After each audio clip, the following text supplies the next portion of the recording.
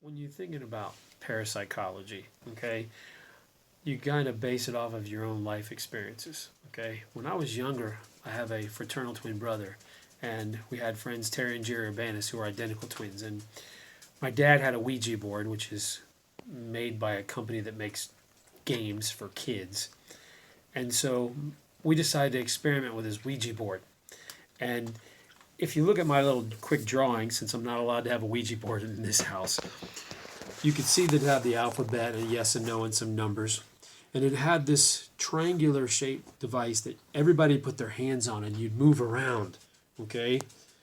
And you could ask questions. Well, I remember one time we found out that there was a spirit nearby, the spirit of a girl named Mary. And she had died like 100 years ago. And she was buried in the well of a house. And the house had been torn down, and now the Huber Heights Courier newspaper, their building was there. And she wanted her spirit to be free. And I had my brother and my friend Terry and Jerry so freaked out. I controlled the whole thing with my hands, okay?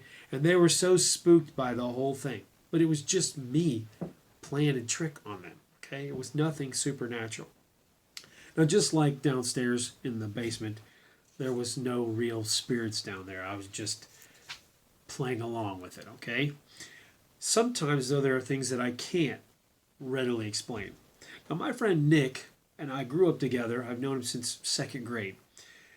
His grandmother lived with him for a long period of time, and when she passed away, it was about a week after she died that something unusual happened to the entire family, okay? So I drew a diagram trying to explain this to you, okay?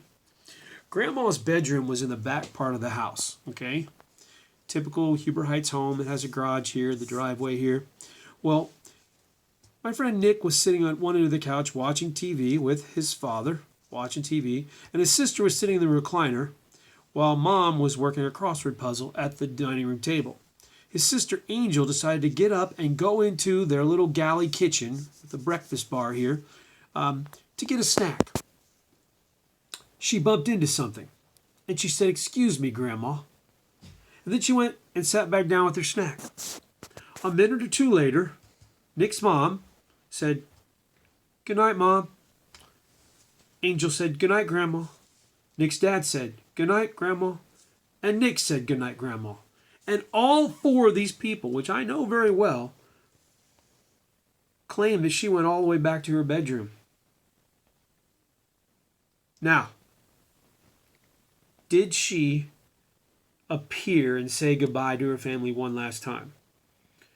Or was it some chain of events triggered by a routine in human psychology that maybe in that little galley kitchen Angel bumped into the trash can? I don't know. But something that they had done for a decade, that same motion occurred. They all believe that Grandma came back to say goodbye to them. And it's not for me to tell them I just don't believe that. They do believe it.